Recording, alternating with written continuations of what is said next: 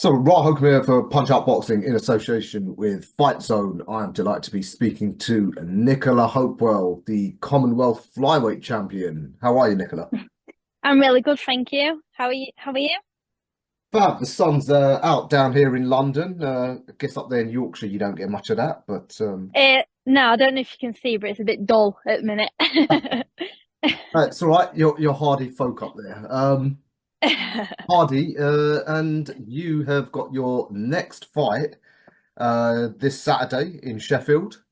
hmm Defense of your Commonwealth title on Fight Zone. Yeah, And I'm sure you're delighted to have signed another three-fight deal. yeah, I'm really excited about that. Yeah, really excited.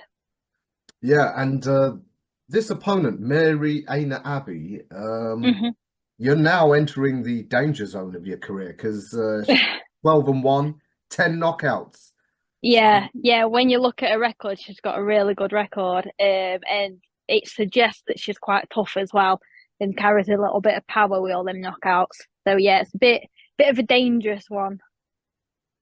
yeah, but now you're in the title picture. That's what you're going to have to expect. I had a little look Yeah, through her record. She's only ventured outside her native Nigeria once. yeah, Her last but one fight. She got beaten by a top French prospect, yeah. Jason Marcel. So no shame in that. We don't know what the standard in Nigeria is like, but someone like Elizabeth Ashoba, who came over from Nigeria, has shown how good she is. So you're gonna have to Yeah. presume this is prep for that sort of, like I said, championship level. Yeah, I mean, you have to treat every opponent like they're a world champion, really, because you don't want to leave no stone unturned, and like I want to perform my best on the night. Um, so yeah, I've prepared for her like she's a world champion. So hopefully that's enough to get the job done. Yeah. How are you assessing your career so far? Like a lot of ladies, you've had to move quite fast.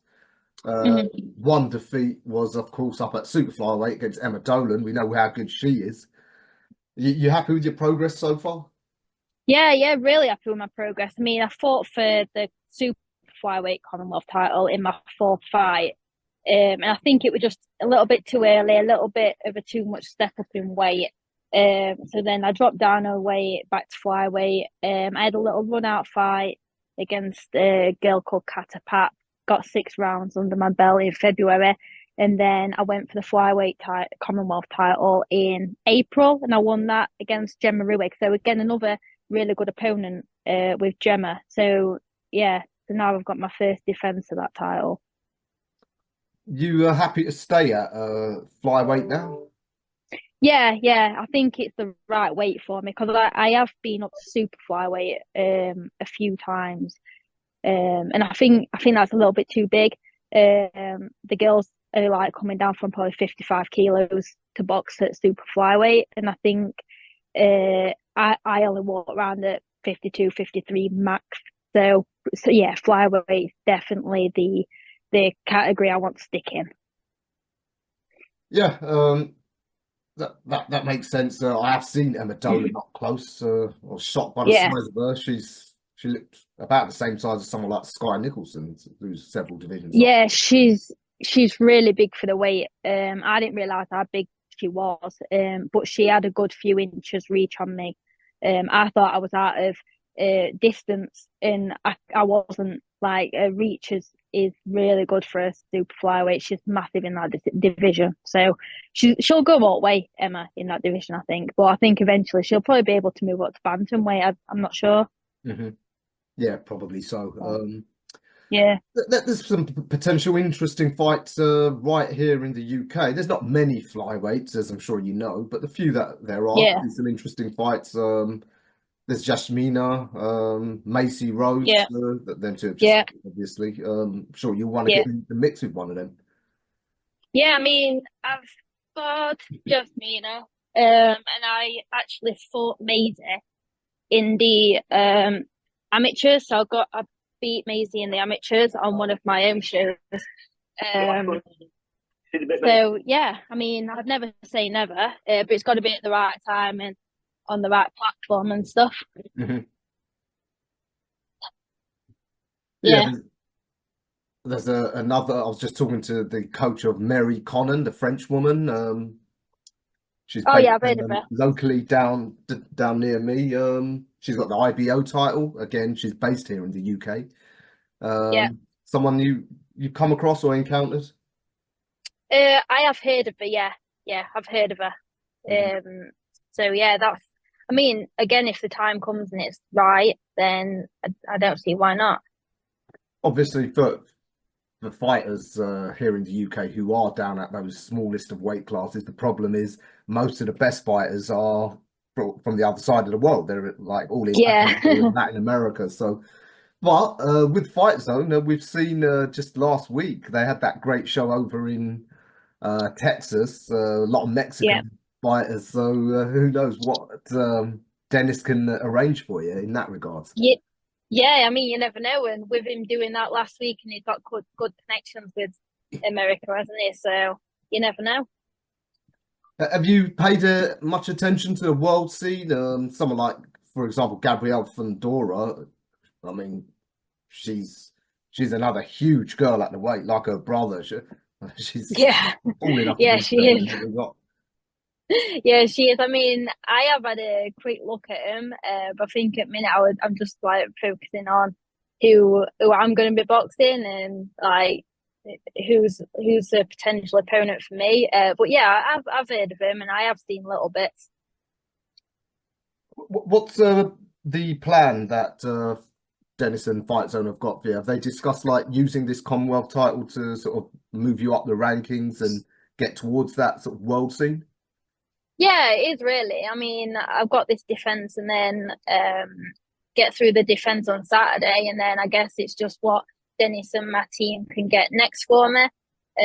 We're just going to have to discuss that once Saturday's out of the way. Hmm.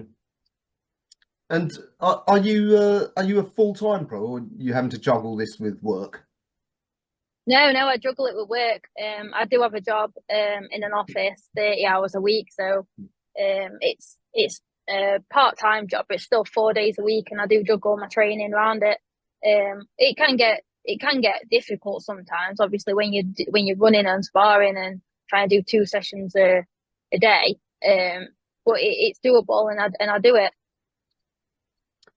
Yeah, hard life of a pro. Not many of you, whether in the men or women's game, do you get to earn your living just from the boxing.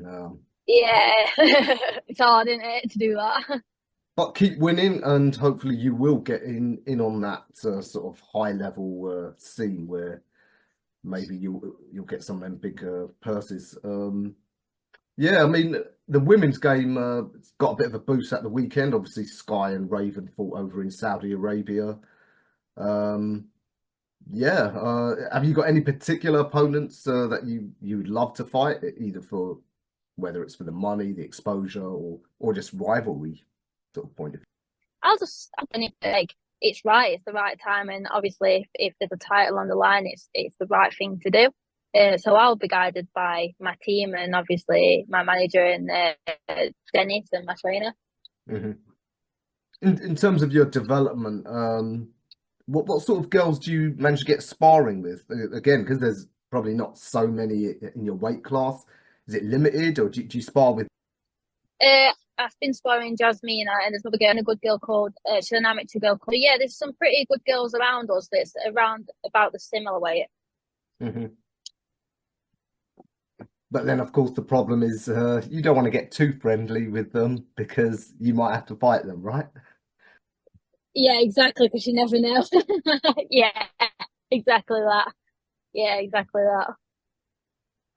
So But Saturday, yeah, there's some good amateurs. Like Olivia is really good amateur and she'll switch. So she's been really good. yeah, absolutely. So Saturday, you're back at Skate Central in Sheffield. Um, Yeah. yeah, yeah. That's gonna, of course, be screened live on Fight Zone, so fans can tune in. Mhm. Tell Yeah. us what can we expect? Are you going to put on a boxing masterclass, or are you going to try and make a statement and get that girl out of there? Yeah, if that comes, it comes. But I'm not gonna go looking for it 'cause I think that's when you can like make mistakes and like you can just make silly mistakes, be silly, and then get caught yourself. But yeah, I'm gonna box. I've been training and like use different things I've been working on. Not giving any game plan or anything away, but I have been working on different stuff. So I'll be able to show that on Saturday night. Fantastic. And if you get through unscathed, would you like to get another fight in before the end of the year? Yeah, I've been speaking to Dennis yesterday, and I think it will be early 2025. So yeah, I'm happy with that really because it gives me a good rest between the fights, and then obviously Christmas is coming, so ticket sales might be quite hard in December. So I'm quite happy with early next year. Okay, that's fantastic. And then next year, now that you are at championship level, how regularly do you think you can fight? I'd like to think probably at least three. Mm. Obviously I've got the two with Dennis after this one. So get those two done and then see what's next. See what Dennis has got, and then if there's anything else for the rest of the year. Yeah, well, hopefully stay on this trajectory. You'll be well in there for Yeah, those big fights. A lot of us would like another trip to yeah, Texas, so hopefully you can get in on that yeah, too. it'd be good. You're really good. That is the dream. All right, Nicola, I know you've just finished training, so I'll leave you there. Good luck for Saturday night, and hopefully we will see you in some big fights soon. Yeah, definitely. I hope so. Thank you.